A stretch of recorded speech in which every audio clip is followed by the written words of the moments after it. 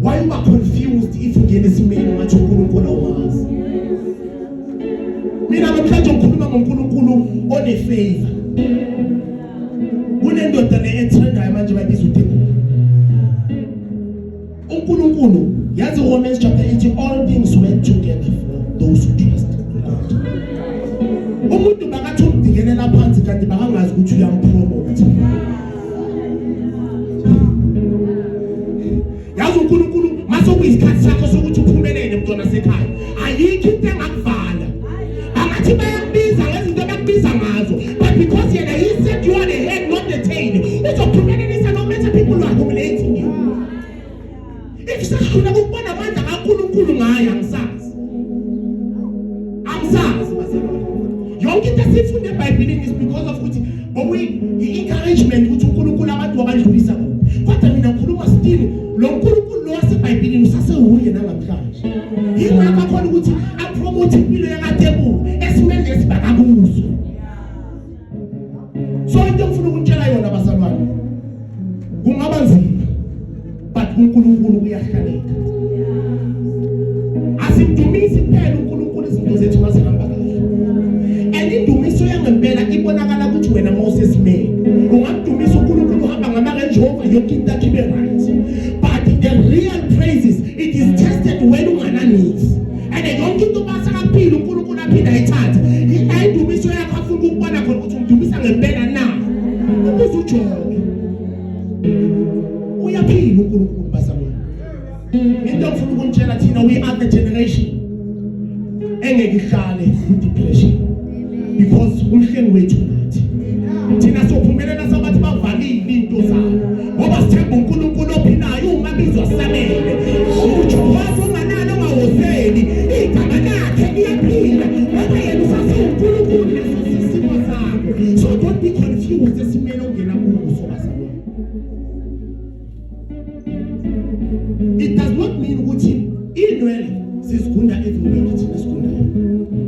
But it does not mean ukuthi inwele manje isigundile nechisi komyeke ezimile. Uleso simo sakho lesi iba ngathi uyashayeka. Inwele zakho zazomila. Into zakho ziyeza mntwana sekhaya. Just stand still in God. It does not mean ukuthi isimo sakho masingale ndlela lena sophelele. We just going through. Sidlula izintweni ezinzima kodwa njalo siyaqoba. Asihlale ezintweni kodwa ezintweni siyadlula. Situations thina ayikho into emnandi ukuthi ungene esimeni wazi uNkulunkulu. Because uNkulunkulu mawuthembile uzokudlulisa. Ngathi one day the real testimony ne success it is not measured about izinto ezinkulu. But la ukhona today ongekho khona last year.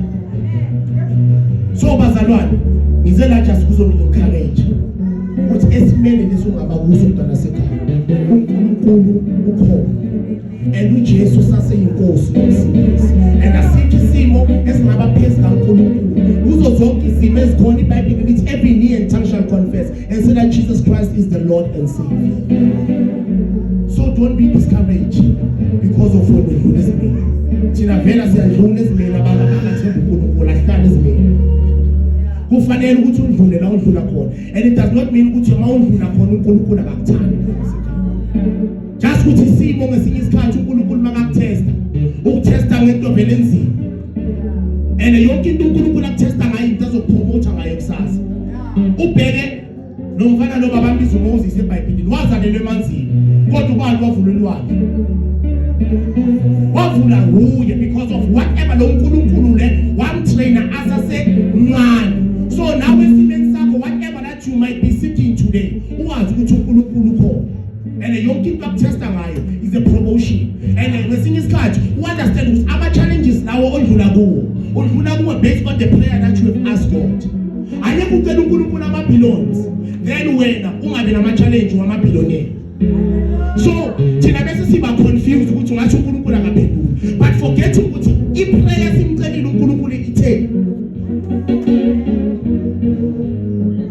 So into isuka uyicelile kuNkulunkulu ingakho akushaya ngayo because kusasa uzophila ukuthi asibonakele. So bazalwane ngiyabonga ngicela ukuyibala.